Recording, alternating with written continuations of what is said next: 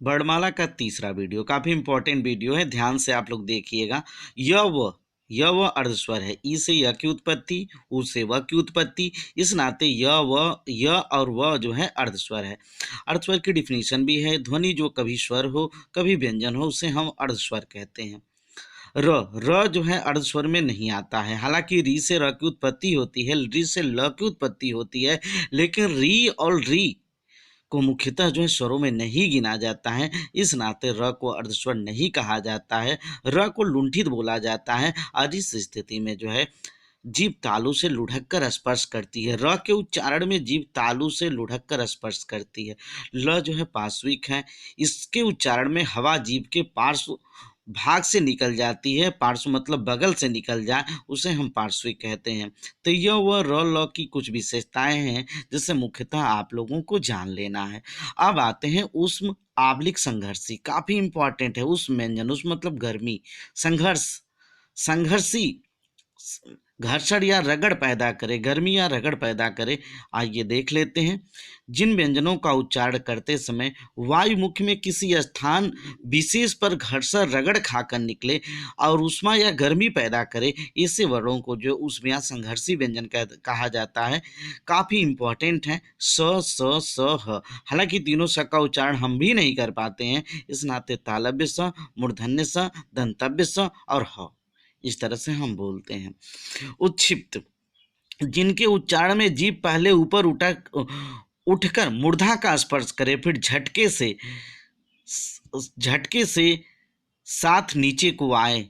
ड ढ, इसका भी उच्चारण हम नहीं कर पाते हैं। जब डंडा बोलेंगे तब ड का उच्चारण होता है, पढ़ाई बोलेंगे तब जो दिए गए ढ का, क्योंकि इन वर्णों से कोई शब्दकोश में इन वर्णों को स्थान ही नहीं मिलता है शुरू में, क्योंकि ड और ढ जिसके नीचे बिंदी लगी, इससे कोई भी शब्द की शुरुआत नहीं होती है, ये बाद में आता है। बेटा ध्यान आप लोगों को देना है। डंडा, डंडा में दूसरा ड, पढ़ाई में ढ, ये ड ढ जो है उत्क्षिप्त वर्ण होते हैं।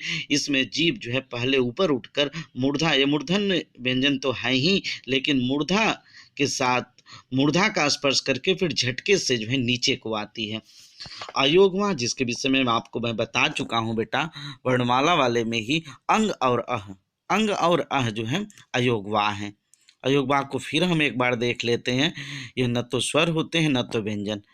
लेकिन यहाँ पे एक बात है, आपसे कभी पूछ देगा कि शीर्ष बिंदु वाला वर्ड जो है कौन है, चाहे अंग दे के कह देगा कि शीर्ष बिंदु वाला वर्ड है कि पार्श्व बिंदु वाला वर्ड है कि दोनों वाला है, तो अंग जो है शीर्ष बिंदु वाला वर्ड है, जबकि विसर्ग पार्श्व बिंदु वाला वर्ड है अ। अब आते हैं, काफ़ी इंपॉर्टेंट है शब्दकोश देखने का सही तरीका।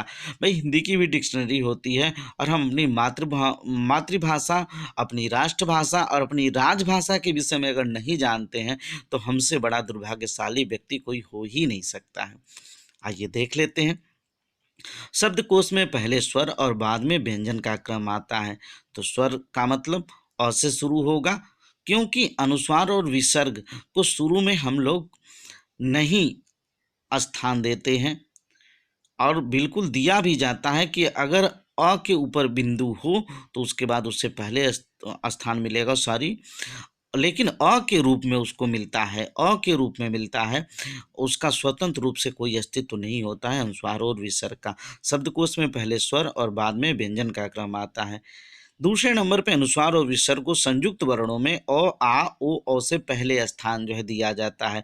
ये नहीं कि अ, आ, डाट डाट डाट, ओ, औ, अंग, नहीं, अंग अह के बाद जो है अ, आ को का स्थान दिया जाता है। इसी तरह से जब व्यंजन वर्णों में डिक्शनरी का क्रम आता है तो हम इस तरह से होता है, वहां पे भी अनुस्वार को पहले कंग, कह, क, का, की, कू, के, कै, को, क। अगर आप अपनी मोबाइल में ही हिंदी में जो है आप कंघी को करेंगे और कमल को करेंगे, तो सबसे पहले जब आप खोलेंगे तो उसके बाद कंघी वाला ही आएगा, कमल वाला नहीं आएगा। हिंदी में अगर करेंगे, इंग्लिश के नहीं, इंग्लिश में तो ABCD उस तरह से हो जाता है। तो यहाँ पे ध्यान दीजिएगा। कंग, अगर आपसे कभी पूछ दिया कंघी और कमल में कौन वर्ड जो है पहले आएगा, तो आप कंघी को कहेंगे, क्योंकि ऊपर बिंदी जो है लगी है। आते हैं नेक्स्ट क्वेश्चन। शब्दकोश में पूर्ण वर्ण के बाद संयुक्ताक्षर का क्रम आता है, बहुत इंपॉर्टेंट है। कंग, कह, क, का, डाट डाट डाट, को, क, फिर कै, क्रय, क्रय, क्रय जो है अगर, तो उसको आधा क और र। तो एक चीज आप जान लीजिए कि पूर्ण वर्ण के बाद ही संयुक्ताक्षर का क्रम आता है। अब आधा क है तो वो पहले नहीं आएगा, क्योंकि आधे क में ही जो है अंग जुड़ा है, आधे क में ही अह जुड़ा है, आधे क में ही अ जुड़ा है और आधे क में ही आ जुड़ा है। तो सबसे पहले अनुस्वार विसर्ग, अनुस्वार विसर्ग के बाद जो है आपका क्या, स्वर, और स्वर के बाद जो है व्यंजन। अब व्यंजन में देख रहे हैं कै, क्रय, क्र, क्र, क और र, कल, क्व, छ, छ, क और स।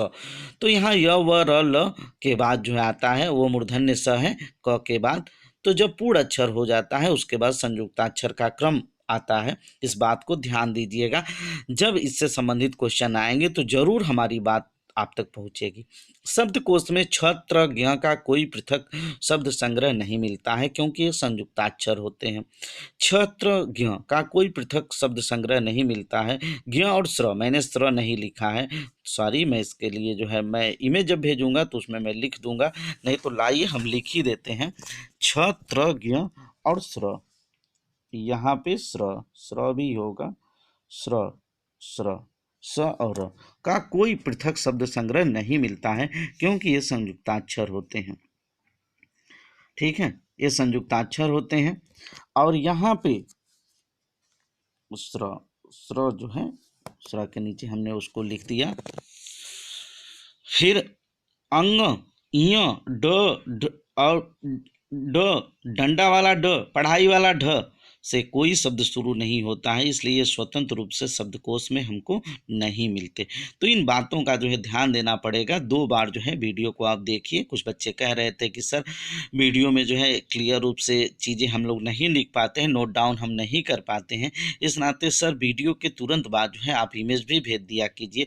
तो आज से जो बच्चे हमसे जुड़े हुए हैं, या अगर आपको भी जुड़ना है, संजोग से आप मेरी वीडियो देख रहे हैं और आप हमसे नहीं जुड़े हैं, तो मेरा व्हाट्सअप नंबर जो है 8009276500 है।